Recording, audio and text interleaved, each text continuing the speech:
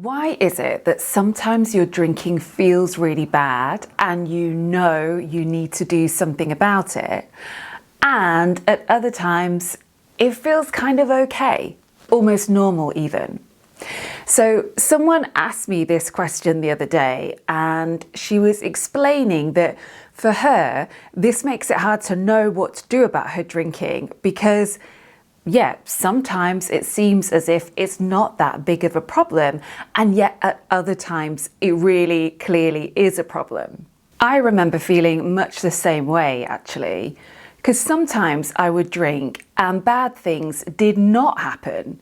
And so that was a bit confusing because I don't know about you, but I love clear-cut black and white answers to stuff, right?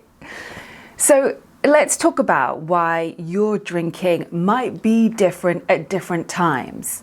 But in order for us to have that conversation, we have got to remind ourselves of what we're actually dealing with here. Alcohol is an addictive, mind-altering drug that also happens to be incredibly glamorized and romanticized. It's marketed to us as this treat, this coping mechanism, this thing that supposedly delivers so many good moments and highlights. So, given the addictive nature of this drug and the positioning around it, can you see how the stage is set from the word go for us to become reliant on it and therefore use it in a way that might create some negative consequences? And that's not a personal failing or a character flaw. It's just the way it is. So with that in mind, let's look at those times when you've had a drink and you were actually able to stop after one or two.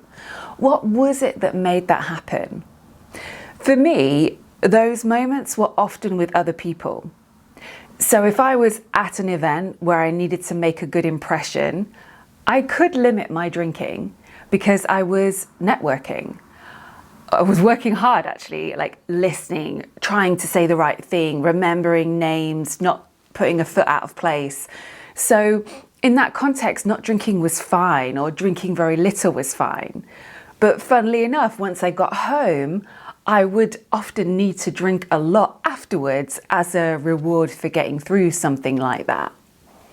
Maybe you've noticed that when you're with certain people, certain friends who don't drink very much, you can hold back and you can match their pace. And that makes sense because we all have that human desire to fit in and be accepted. So in that moment, the reward of fitting in is more desirable than the urge to drink as much as you like. Though, again, I often found in those situations that I would go home and want to drink more and sort of get my fix then. Other times when it might seem as if your drinking is more normal, so to speak, is if you go back to drinking after a significant break from it. Because then your tolerance to alcohol, to this drug, will be really low, so you won't need as much to feel the effects. Perhaps you will be able to stop at one and feel satisfied, so that gives this illusion of control there. But unfortunately, the next time you drink, you will need a bit more, and then a bit more after that until you're eventually back to where you were. So those are just a few examples of reasons why your drinking can sometimes seem okay and not really much of a big deal. But then there are these other times, right, when it's not like that. The times when you don't stop drinking and you wake up at 4 a.m. on a weekday and think, why did I do this? Or I can't believe I've done this again. So where do you go from here? Well, I'm going to recommend that you do two things. First of all, identify what is happening when you drink most of the time. That is really what you should be thinking about in order to make decisions. So for me, if I was honest about it, the examples I've just shared of not drinking that much, they didn't happen all that often. And that's because the majority of my drinking actually took place at home alone, and it was that environment that I really struggled to stop and control my drinking. I always had more than planned. And it's quite funny really looking back, because I can see that most of the times that I drank ended in me regretting it, and yet I was so fixated on, you know, that random Wednesday in March when I was with so-and-so and I did just have one glass that night, and that was so perfect and easy. Do you know what I mean? So just make sure that you're looking at what's happening most of the time and you're not losing sight of the bigger picture. I think that's the first thing. The second thing I really recommend you do is consider this. What if the thing that will bring you the most peace and freedom is the thing that seems like the worst option right now, i.e. quitting drinking? Because I used to believe that complete sobriety was the worst option. I did not want to do that. It sounded too restrictive, too much like hard work.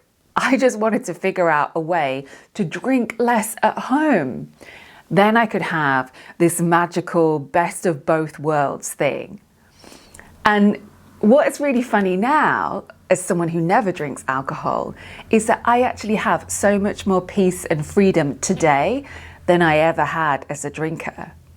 And it's because I'm not battling with myself over whether to have one glass or two, or whether filling a wine glass to the brim still counts as just one.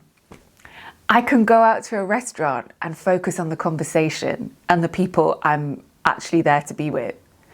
And yes, I might order a really nice alcohol-free mocktail if there is one, but you know what? If there isn't, fine. I actually care so little about the contents of my glass these days that often I'll just have water. Like it's so not a big deal. And it's just that lightness, that not a big deal energy that I so wanted to have around alcohol, but I didn't. And there just came this point where I realized that the only way I was going to have that route to peace and freedom for me was going to be taking alcohol out of the picture completely. And I just wonder if that might be the path for you too. I promise, it's loads better than you think. So I'm Kate B.